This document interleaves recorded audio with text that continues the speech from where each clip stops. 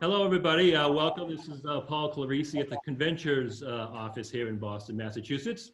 I've gathered together a couple of sport legends, and we're going to have a nice conversational chat regarding the sport of running. Our moderator I want to introduce to you is Larry Rawson, four-time Emmy winner, two regional, two national. He's known Coach Bill Squires here for over 50 years.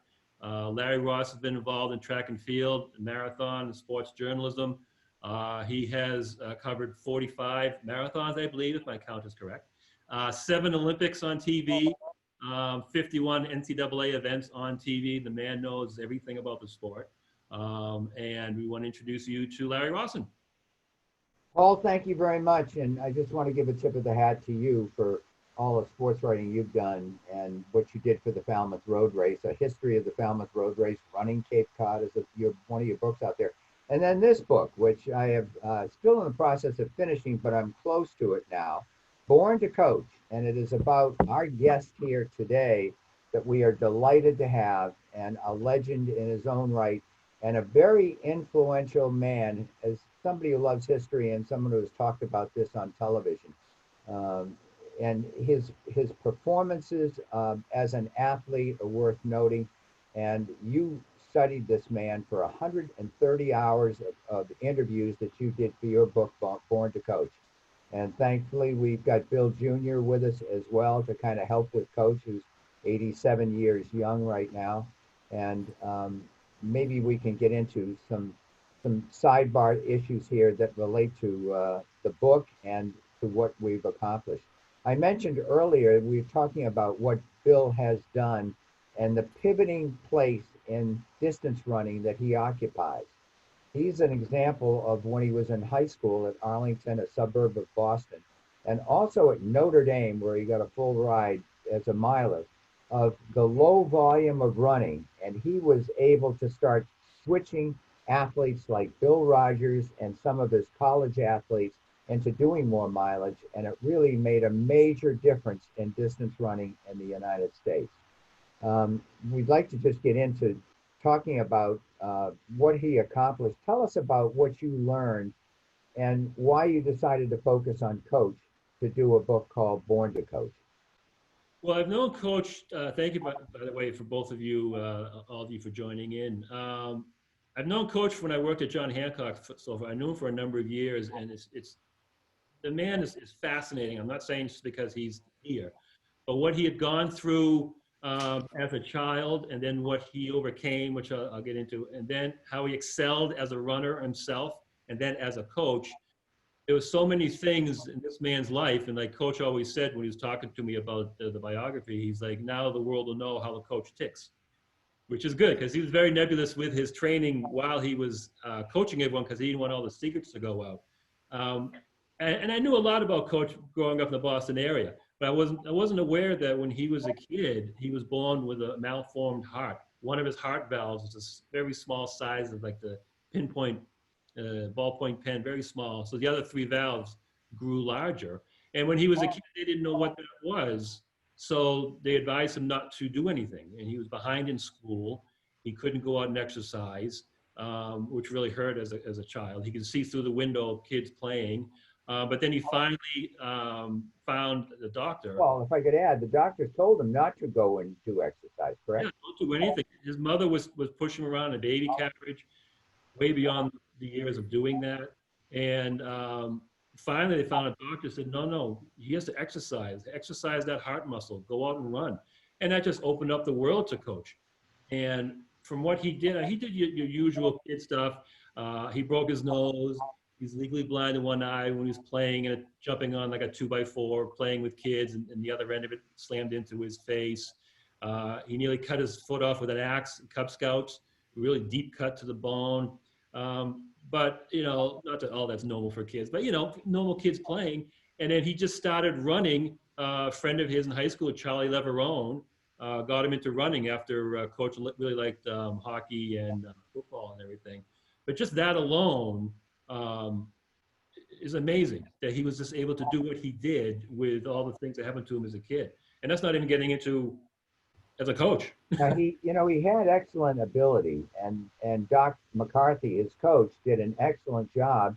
Kind of a septuagenarian at that age in his 70s, knew lots about coaching and brought him along. He ran 422 indoors in high school, a tremendous time back and we're talking now in the late 40s, and wound up running 422 outdoors, had numerous scholarship offers, and was accepted at Notre Dame, where this tradition of not putting many miles in, I can't emphasize enough to people watching this who are marathoners and are used to putting in 50 plus miles a week, and the great ones put in a lot more. How in those days, if you did 15 to 20 miles a week, that was a lot, but it held down performances in distance races. And the coaches did not know this. I talked about this in television. The sport started in about 1862 in England, and until about 1950, coaches never gave anywhere near high mileage we do today, nothing near it. For that period of time, if you can believe this, they were ignorant of the values of mileage for 90 years, and Coach was on the cusp of changing all that, is what he did. He And learned a lot too. Coach, maybe we could ask Billy Squires Jr. and Coach, how many miles at Notre Dame? He eventually ran 405 on a metric mile conversion, 347 for 1,500 meters. How many miles was he putting in his years at Notre Dame? Only about 20, 22 to 25 miles. That's amazing. That is amazing. Yeah, that's all. We're all speed trained, and the odd thing was we only did 2 hard workouts really a week, and the other 3 were almost recovery workouts. I mean, it was just, and there was only one other kid that wanted to do extra with me, and we went a little bit quicker. Yeah. And the coach said, "Oh, that's good. Yeah, you can do it. You can do it." He said, "I know, Billy, you can, but Paul, I think his name was John. John, I never thought he could do it." And I kept saying, "Oh God, yeah." So the coaching was way the hell back. Coach, you are so right with that. I have collected old, really archaic books. We're going back over 100 years. And in one of the books, this is a coach who coached some earliest Olympians for the United States. And this was 2 days of a workout. I never forgot this when I read it. The phrase was from the coach to the distance runners. They didn't even quantify it. He said, run 5 miles at a brisk pace. Now, this was day 2's workout. You ready for this? Walk 5 miles and breathe deeply. That was the whole workout. Yeah. So, and I've seen case after case of this, of history of doing next to nothing for distance running that they did not know. But Coach wound up going to Europe, meeting some top people, maybe he can tell us about it, like Derek Ibbotson, who were doing more miles at the time, and he picked up on that. Correct, Coach? Yeah. Oh yeah. Tell us about that. It's funny. A lot of them were wondering about did I take dope or did I take anything else to get the speed work? And I said, I swear to heavens, no, of course not. And my mileage was a lot lower, like 20, 26, 25 miles, 30 miles a week. And they go, how on earth? But I had a quick turnover, a natural quick turnover. And even as a high school kid, I had that speed. What were they doing for miles over there when you went for a couple weeks to train with them? Like, what kind of miles with were them? They were doing Zatopek and I'm trying to think of the other fellow. but they were doing something like 65 to 75, but uh, that moderate to upscale in the middle of the week. Tuesday, Thursday, Saturday would be their hard days. Hard days. Okay. And the other days were just kind of recovery days. Okay. The other aspect was they weren't over raced by races. They would the better coaches would only have no more than probably 4 races, In a season. to 5 races in a season, Yeah. and they was spread out, Spread out. well enough. Yeah. You were saying that, Coach, that you had a real good overview of running. You knew what worked and didn't work as when you were running at Arlington High School and Notre Dame. You were running 4 to 5 events per meet, from the half mile to 2 mile relay, and you knew what worked and didn't work. And when you were in the Army in Stuttgart, Germany, and went over to Paddington grounds, you went there for a specific reason to learn what they were doing. And it's rare for a kid to have that wherewithal, not just as a great runner. You set over almost 24 records at Notre Dame, Coach. So as a great runner aside, that's one thing. But you had this overview that maybe in the back of your head as a coaching umbrella of what to ask that something wasn't right as a runner, because you learned a lot from you doing stuff that Doc McCarthy taught you in Arlington at Notre Dame, that your teammates were going, why are you doing that? Like warming up, remember? Yeah. The thing was, the majority of the coaches, they weren't really runners. They hate to sell. I mean, not that they had to be champions, but they had to be really, quality kind of athletes to perform that performed. And believe it or not, a lot of times the coach would get the job if he was a football coach or a baseball coach, and he knew little or nothing about, and it was terrible. And he'd say, I'll come down and watch you. And I'd say, yeah, but you got to do, and he didn't even know the terminology. Right. So, it was kind of tough that they thought just running was just a little fancy thing. Right. Well, you had that understanding. I remember you were telling, when you did become a coach, you were telling all your athletes, I'm not asking you to do anything I have not already done. And that was important, I thought, from a running standpoint, looking up to the coach, but as a coaching standpoint, look at the runners going, look, I've done it. I've been coached by Olympic athletes. I've broke records. I've done this. I'm not going to ask you to do anything I haven't done, because, as you would say, you knew what worked and didn't work. I mean, you adjusted here and there, but that amount of knowledge at that time, early 50s, mid 50s, that was unique. Yeah. Coach, you had this wonderful time where you were able, the Army gave you time to train, and you were able to go over and also compete over in Europe. And that's where you began to learn about how they were doing things better than they were in the United States. And it was while in the service that you ran 3 minutes, 47 seconds for 1,500 meters, which is excellent time. It's very good time today. And when you came back, you started to coach. And first at Wakefield High School, where your record was 71 wins and 6 losses in 4 years.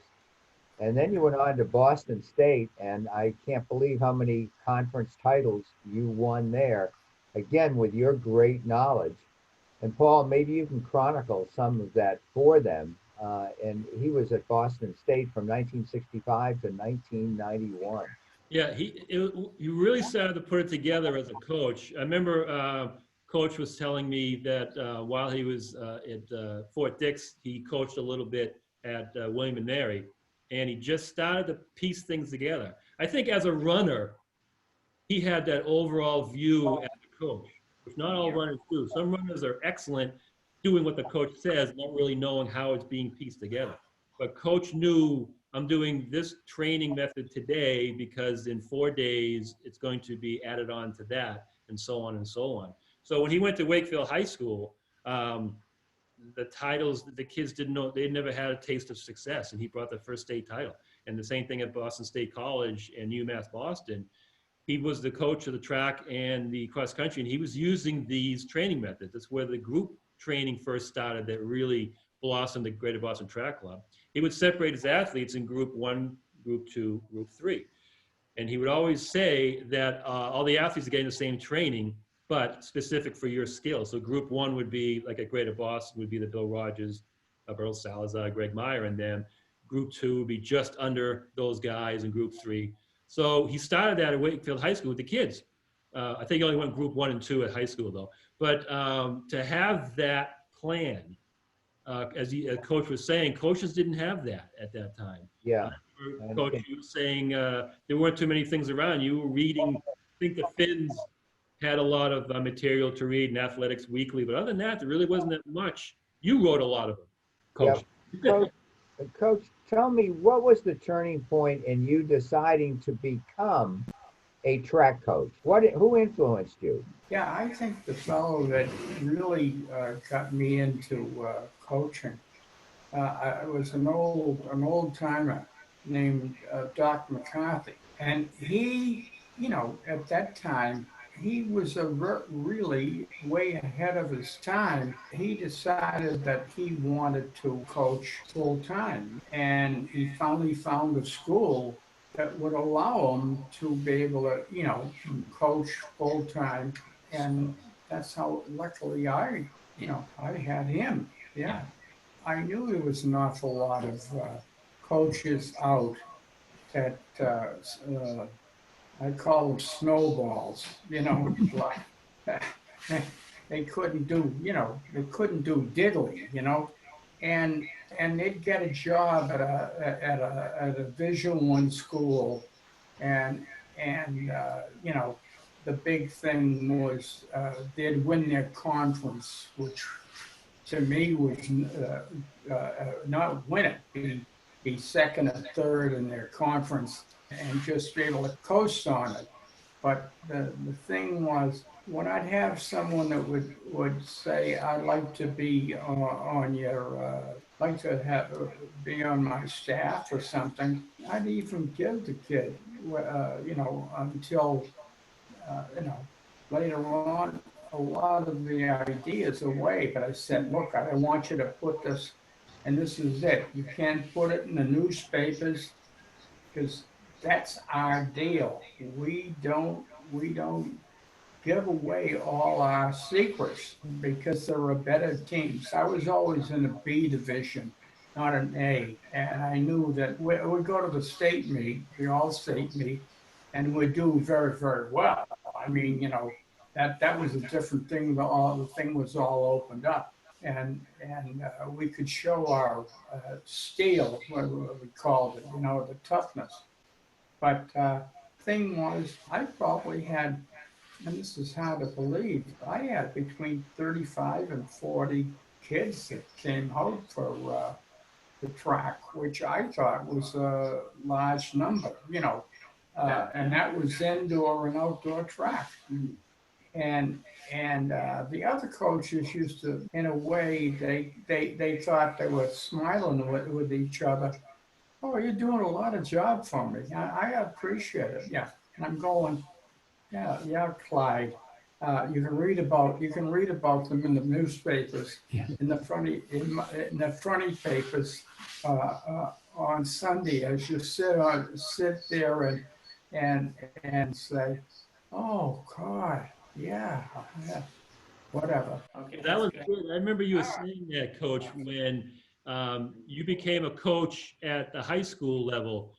You were sort of recruiting kids from other sports, and you would promise, I'm going to improve your speed. If you're a hockey player, if you're a football player at Arlington High School, I'll improve your speed through my track works. And one thing I really liked that you did, and you always did this, you just brought it up about the conference titles, you always had your athletes thinking bigger.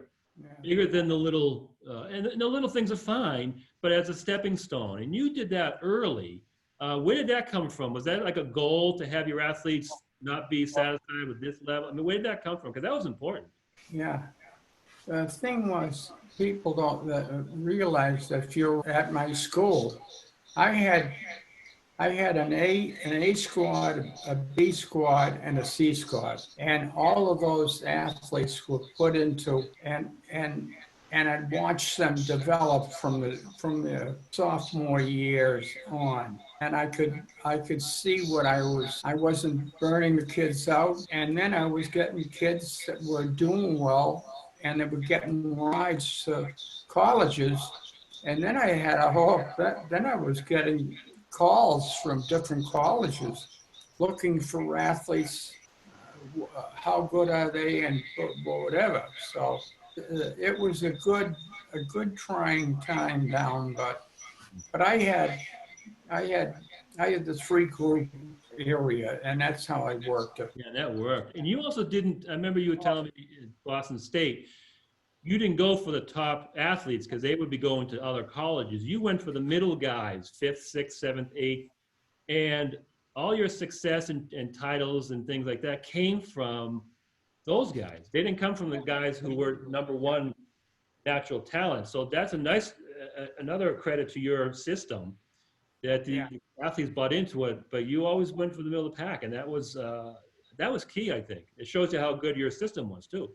I'll tell you, the other thing, the thing that really worked was I spent an awful lot of gas money that I had because to me, going to New York City, New Jersey was like going to the drugstore, and we'd be back and forth, and then people would say, "Didn't we see you last week?" Or this, that, yeah. Well, maybe, but they wanted to be on the travel team. Yeah. They, and on it, I'd always put 2 or 3, sophomores, not freshmen, but I try to find probably 3 sophomores, at least 2 or 3, that would make what I call the traveling team. And we had 2 type of traveling teams. The New England traveling team, which would be the middlest, and my horses, my real good runners, call them, the Iron Men. And they'd be in New Jersey, New York. And when I turn in my slips afterwards, The gas money. my $40 that they gave me to go down there and back out, they'd say, "God, I read about this in the Globe this morning, yesterday morning. What the heck?" Yeah. "You do?" I said, no. I said, "They're good."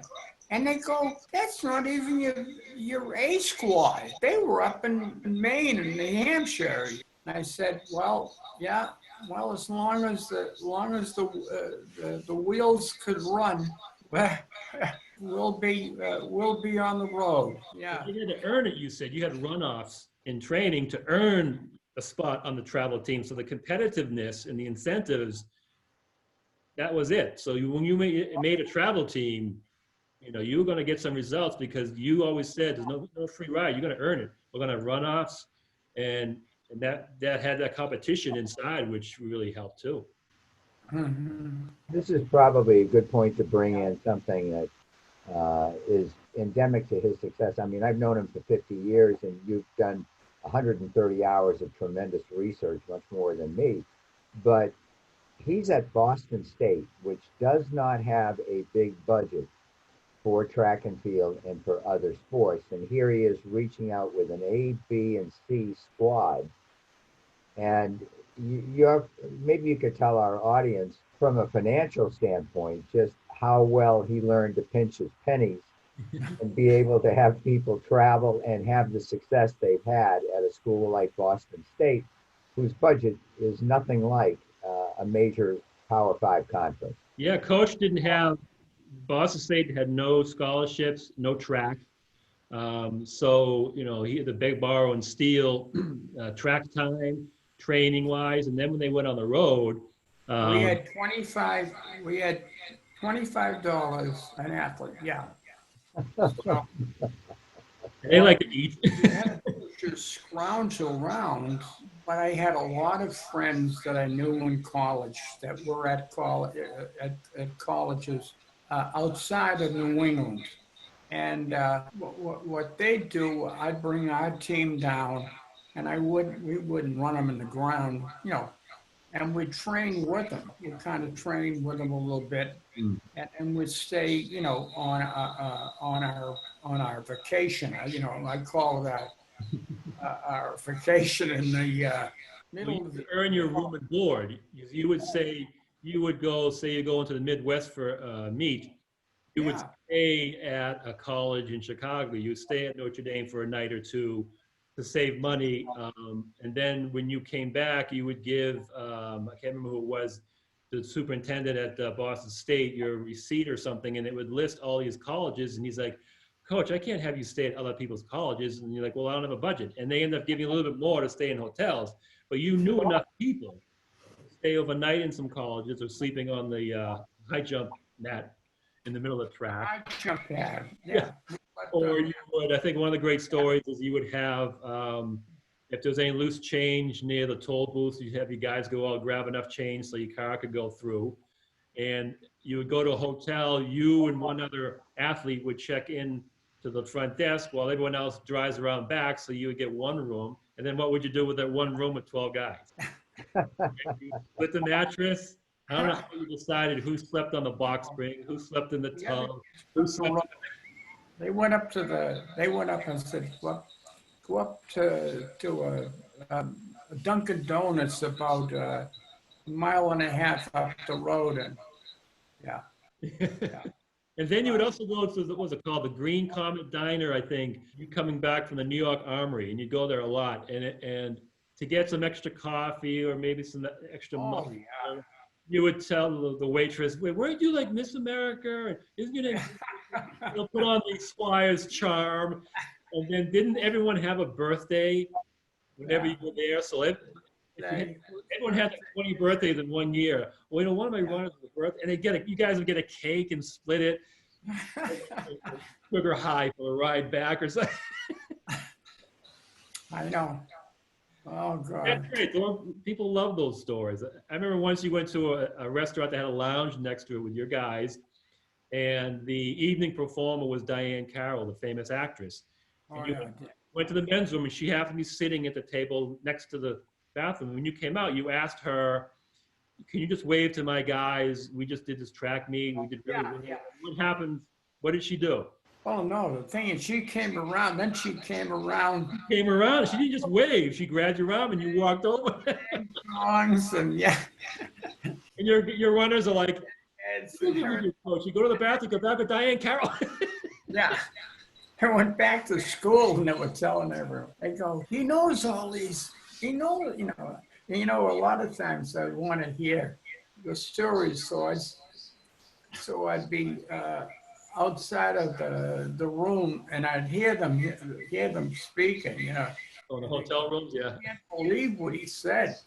And I bet you were Mississippi. You know, the girl. Gonna butter up the waitress. Kidding around. Jesus. You saw coaches who would do like an hour and a half training, and you said you can do this in 45 minutes without rushing. Yeah.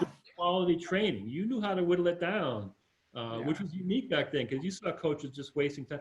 I know Larry went to DC. I think he missed coaches training, right, Larry? Yeah. I could have used I was self-coached my sophomore, junior, and senior year of college rather. And when I look back, I sure wish I had his knowledge to help me run even better. I mean, I had a decent career, but I would have loved that. Paul, why don't you give us a quick synopsis of how the Greater Boston Track Club came into Coach's life and how he, in the earliest days, wound up with some very good runners. Yeah, the Greater Boston Track Club started August 1973 at your Boston College. Jack McDonald, one of your started it and on the BC campus, and they recruited Coach, and Coach Squires knew some of the runners anyway, post-collegiate guys who really wanted to continue running, especially in the relay. And so Coach Squires coached them, and they used a lot of the campus area. I remember Bill Flynn was the AD at the time, Yeah. and lived down the road and would allow Coach to use the track. But once in a while, Coach, didn't you sort of have your athletes climb over the fence to get onto the track? And Bill Flynn comes by and goes, Coach, I told you, I'll unlock the door for you to get into the track. But you guys started doing that and then really excelling in the relays, which was amazing. And, you know, Coach, maybe you could, you wound up coaching Bill Rogers, and while he was still in high school, the great Alberto Salazar, Dickie Mahoney, Bob Hodge, the list went on and on of really top athletes you developed. You won the NCAA cross country title in 1979 with a group of runners who were essentially road racers who got on the cross country scene and just killed it. Why don't you tell us, who do you think was the most gifted athlete of all the Greater Boston Track Club great runners that you coached? Who had the most talent? Salazar's got to be one. Who? Salazar, yeah. Who He was was- the hardest? Who was the hardest working runner that you had? Oh, God. Because they all worked pretty hard. Ah, that's a hard one. God. Salazar was known as a tough trainer. Did you have to hold him back in his workouts? Oh, Salazar? Yeah. Did you have to hold him back from his workouts? My athletes learned temperate.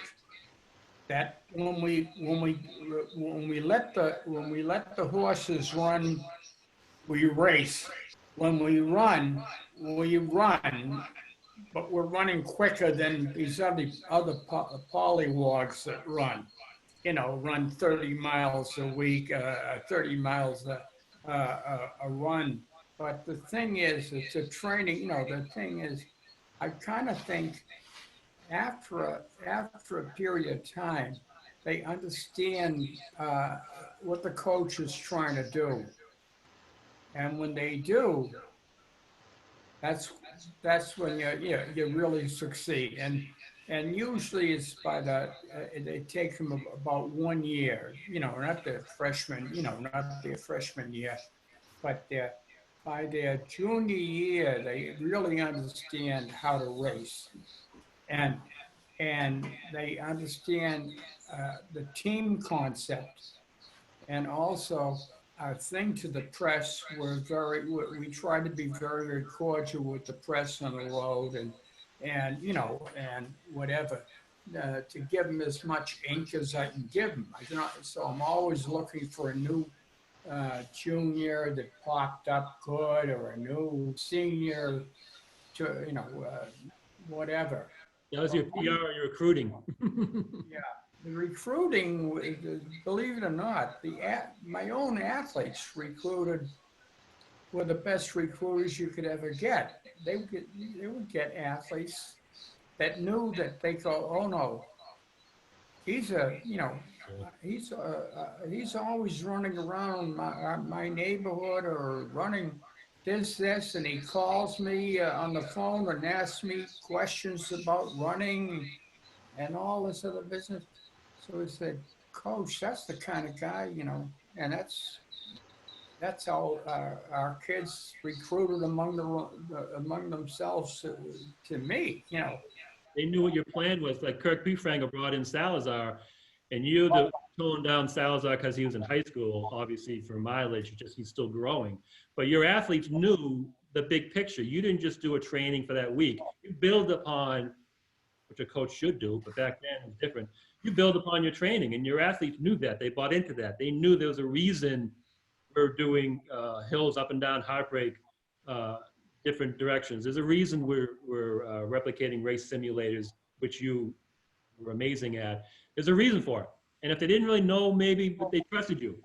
But they knew there was a reason to do this. And then when they were running in a race, whatever the distance was, that training would come in, and sometimes then, you know, light would dawn going, oh, yeah, that's why we did that. And you even said that. You know why we did those 8 or 10 hills and this and that? Well, it's because of this course. That's why we're doing it for today's race. And you would put that together so they would visually know, oh, okay, I get it, which helps them as an athlete. Hey, Coach, if you were to single out one workout that you like best to give to your distance runners like Rogers and Salazar and Greg Meyer and so forth, the very best runners that you thought helped them the most, what workout did you give them that you liked the best? It would be it'd be a workout where first of all, they'd be going on a hard rolling course, you know, not Right. not on all roads, partly as much dirt, packed dirt that they can instead of bouncing off cement. Right. You know, tar is not bad enough, but cement is brutal. But what they've got to do is warm up. Our warm up is a big thing with me. And when you warm up, you're doing strides. Uh, you're doing it on grass. You know, you're doing it on, you know, Right. on firm road, and you're not running on, you know, on street stuff, you know, but that's a big item. But the thing is, the warm up and the warm down. The warm down has to be at least 3 miles, 3 to 3.25 miles. And in the practice session, I'd expect you to be able to cover anywhere between 8 to 9.5 miles, and try to get it hilly, grassy, and of course you got to have some that's going to be on a more on a flat surface. Yeah. Dad, how about like on the track? Would you On the prefer like a ladder, like a quarter, half, 3/4 of a mile, or 4 times a mile, or a Oh mile? yeah. For the distance guys. For them, not to get bored out by, I used to have them do warm up by doing, run a warm up of about at least 1.5 to 3 miles, just stretching out. And all of a sudden, okay, now we're going to start going up hill or trails, you know, and then you'd have 2 people leading and the other 3 people just being flowing. So they go, this didn't even seem bad at all. And I go, that's because everyone carried the load. Yeah. Well, And you then, would combine the track and the BC track, and then the campus, and then the Boston Marathon course, then back to the campus and back to the track.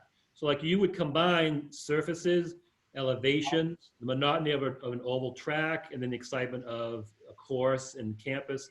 So the training would go by, and the athletes would go, wow, that was great, because their mind kept moving. Things changed, and you incorporated all your your goals that you wanted. I remember, I think Greg Meyer loved car tag, where you had the guys on ComAv on the BC course, and you would start them out and say like 5 minutes a mile pace. And you would get in your car and you'd say, next time you see me, I'm going to yell out the new pace. And you would drive up anywhere between a half mile and a mile, and you wouldn't tell them where you were. So they wouldn't know how far you would be. So say in a quarter mile, you'd be up the road, they would approach you and you would say 450s. And then you would jump in your car and drive up a half mile, whatever. And what you're doing is you're replicating what could happen in a road race, especially in a marathon. And that's a hard training, especially with the guys doing their times. But that was and it to be done quickly. It's quality training, and they loved it. It was exciting. It wasn't boring, like you said. That was one of the fun ones that people like. I think Greg really enjoyed that one. Well, Paul, while you're there, any other thoughts that you have as we kind of wind this down that you were impressed with in your 130 hours of homework on the book you did, Born to Coach? That would be great for our viewers to know. Yeah, Coach, it was amazing. He did so many things at the same time. A professor at Boston State and coaching both tracks and cross country. At the same time, be the Greater Boston Track Club coach. At the same time, helping out New Balance running team. At the same time, maybe getting a master's. I think he had to get a couple of degrees. All this overlapping. Liberty Athletic Club, the women's only, oldest women's only club, track club in the country, with a high level of success, the overlapping of everything. I marvel at. In addition to running, he's run the Boston Marathon a number of times. Came in 20th in 1961, so he could apply his knowledge as a runner as he was coaching people. That really amazed me. And all of this success that we've been talking about was on the heels of what we began this talk with, of what he was born into, the malformed heart, and being behind in school and nearly cutting off his foot at the ankle with his axe, being legally blind in one eye and breaking his nose and his shoulder as a kid. All of that, I marveled. I mean, again, not just because you're here, Coach, but I'm saying people can look up to you on so many levels, even non-athletes who's gone through some adversity as a child. You Notre Dame, one of the greatest Division I colleges in the world, you were thinking of leaving after your sophomore year because it was too much for you. Yet you persevered, you did it, setting the records and getting a diploma at Notre Dame with everything you've done. It's just on so many levels. I knew a lot about you, but there's so many levels and things I didn't know. People can take from an athlete, from person, from just the benevolence that you do that you don't tell people about. There are a number of decades in Notre Dame where the athletes were held to a higher standard, grade-wise, in what they could achieve. Yeah. And I think he was there during that period of time, the 50s, 60s, and 70s. Yeah, Coach, remember I think you had to get a 77, you said, as an athlete, and one semester you didn't, and you were suspended from cross country. And then you started getting your grades up again and everything, and you persevered. You didn't quit. You got that from your father, you said, and your parents, very strong people. When you set out to start to do something, you finished it. And I think you gave that to your athletes too. I don't know how many athletes, I think it was 50 at one point that you had brought up. 50 of your athletes became coaches. And then generations later, those coaches coached athletes who became coaches. That's a legacy that touching people's lives like that, and then it's just proportionally going out to more people.